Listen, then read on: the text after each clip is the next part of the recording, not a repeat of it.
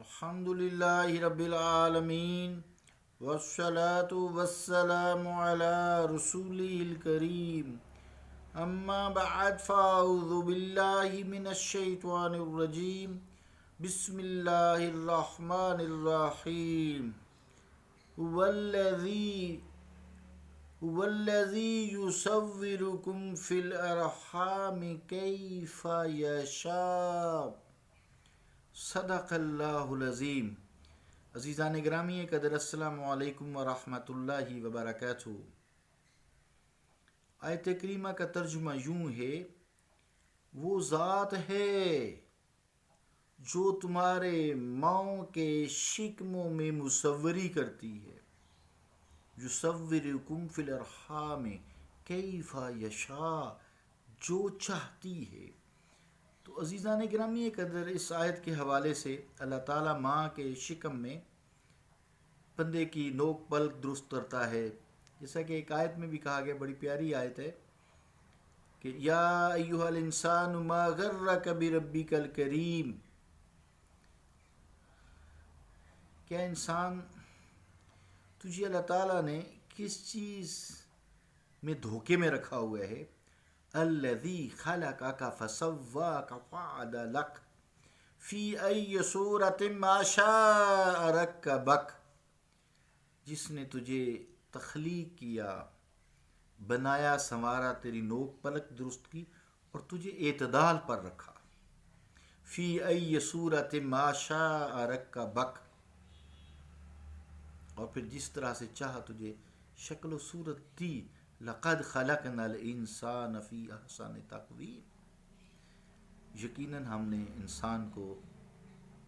احسن تقویم میں تخلیق کیا ہے۔ تو اللہ تعالیٰ شروع سے والذی یصورکم فی الارحام کیف یشاء، وہ ماں کے شکموں ہی سے انسان کو خوبصورت بناتا ہے۔ حضور کریم علیہ الصلوۃ والسلام نے پھر جو ہمیں تعلیم دی ہے نا، وہ پھر جب ہم واپس بندہ جاتا ہے نا اللہ کی بارگاہ میں، تو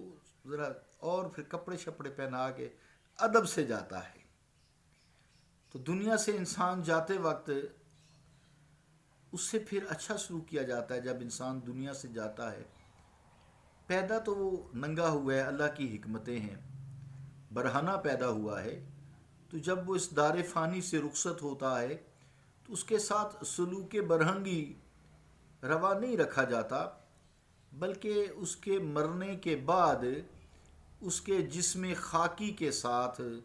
نہلا دھلا کے، خوشبو لگا کے، پاک صاف کر کے، لباس خوبصورت وائٹ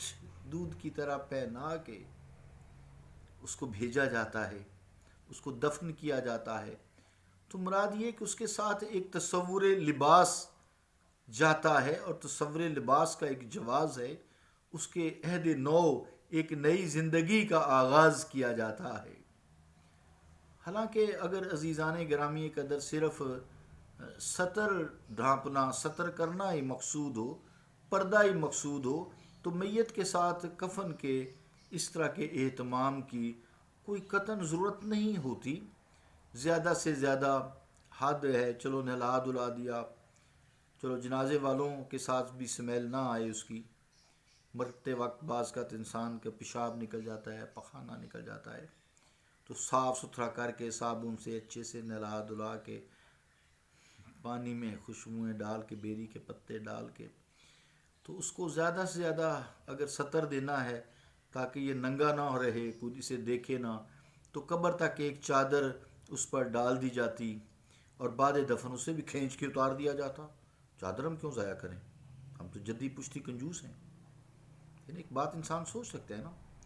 اس لیے کہ میت کے لیے قبر خود ایک بہت بڑا سطر ہے، ایک صندوق نما قبر ہے، اس کا ایک مٹی کا پھر بہت آس پاس نیچے گہرائی، دائیں بائیں آگے پیچھے، اور نیچے بہت گہرائی ہے، اس کی موٹی تہ ہے اس صندوق کی، اور اوپر بھی جو ہم اس کے ساتھ بہت ساری منو مٹی ڈال دیتے ہیں، سلیبیں لگاتے ہیں۔ تو یہ تو اہتمام آلریڈی ہے،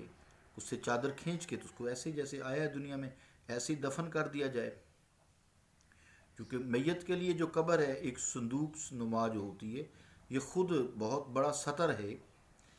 اس بات سے گفتگو جو کی، اس سے یہ بات ثابت ہوتی ہے کہ میت کو جو کفن پہنایا جاتا ہے تو وہ صرف انسانی جسم کے تصور عظمت کے لیے ہے اور اس کے اعزاز و اکرام کے لیے ہے، اس کی عزت کے لیے ہے، اس کی تعظیم کے لیے ہے۔ اگر اس اعزاز کو جو اس کے مرنے کے وقت اسے کفن کی صورت میں دیا گیا ہے، اس کی یاد تازہ کرنے کے لیے سال بھر میں کوئی ایک اس سے محبت کرنے والا کوئی شخص یا اس کا خاندان یا جتنے بھی اس کے، اگر اس نے بڑے کام کیے ہیں دنیا میں، لاکھوں لوگوں کو درس قرآن دیا ہے، درس حدیث پاک دیا ہے، لوگوں کا تزکیہ نفس کیا ہے، یا وہ سمپل ہے، ماں باپ ہیں، کوئی ایسا عقیدہ ہے اس کے ساتھ وابستہ جس نے اسے اللہ تعالیٰ کی طرف لگایا ہے، تو اگر کوئی شخص اس محبت میں، اس عقیدت میں، اس کی یاد تازہ کرنے کے لیے اس کے مرنے کے دن یعنی سال میں ایک مرتبہ اس کی قبر کوئی پھول چڑھا آتا ہے، چادر چڑھا دیتا ہے، تو یہ بات خلاف عقل اور منافی شریعت کیوں کر ہو سکتی ہے؟ نہیں ہو سکتی۔ وما آتاکم الرسول فخذوہ، جو تمہیں رسول کریم صلی اللہ علیہ وآلہ وسلم عطا کریں، جو تمہیں رسول مقبول صلی اللہ علیہ وسلم عطا کریں، وما آتاکم الرسول فخذوہ، جو تمہیں آقا علیہ الصلوۃ والسلام رسول کریم صلی اللہ علیہ وسلم عطا فرمائیں، فخذوہ، پس تم اس پہ مضبوطی سے کاربند ہو جاؤ، مضبوطی سے پکڑ لو۔ وما نہاکم عنہ فانتہوا، اور جس بات سے تمہیں روکیں پس تم اس سے رک جاؤ۔ تو رسول کریم صلی اللہ علیہ وآلہ وسلم تو منع نہیں کیا، آپ نے تو میت کی بڑی تعظیم کی ہے، جو اس وقت کا رواج تھا۔ کتنا پیارا کفن دے کر بھیجا ہے۔ تو عزیزان گرامی قدر، ویسے یہ گڑھا کھود کر اس پر قبر بنانا اور پھر اس پر چادریں یا پھول چڑھانا کسی عقل مند انسان کا فعل نہیں ہو سکتا۔ ویسے ہی خواہ جس قبر میں کوئی انسانی جسم میں مدفون نہ ہو، وہ تو خلاف عقل ہے۔ ہاں، جس میں کوئی ایک ایسی شخصیت دفن ہے، اس پر چادریں یا پھول چڑھائے جاتے ہیں، چاہے جسم انسانی مرور وقت کے باعث خاک میں ہی کیوں نہ مل جائے، مگر مدفون جو انسان ہے، اس کا تصور عظمت، اس کے کیے ہوئے کام تو خاک میں نہیں مل سکتے نا۔ اس کے شاگرد آج بھی دیکھیں، جن لوگوں نے دین سکھایا، صحابہ کو دیکھیں، اہل بیت کو دیکھیں، رسولوں کو دیکھیں، ان کا نام تا قیامت تک زندہ رہے گا، کیونکہ چہروں کا خاک میں مل جانا تو ممکن ہے، لیکن ان کے ساتھ ان سے جو وابستہ یادیں ہیں، ان کا عمل ہے، ان کا تصورات خاک کا ہو جانا، وہ تو ممکن نہیں ہے نا۔ وہ خیالات تو نہیں مٹ سکتے نا، وہ جو اس کے کام ہیں وہ تو نہیں مٹ سکتے نا، وہ صدقہ جاریہ جو کر رہی ہیں وہ نہیں مٹ سکتے۔ لہٰذا عزیزان گرامی قدر، کسی قبر پر پھول یا چادریں چڑھانا مدفون انسان کی عظمت کو خراج تحسین پیش کرنا ہے۔ یہ خراج تحسین پیش کرنے کے لیے ہوتا ہے،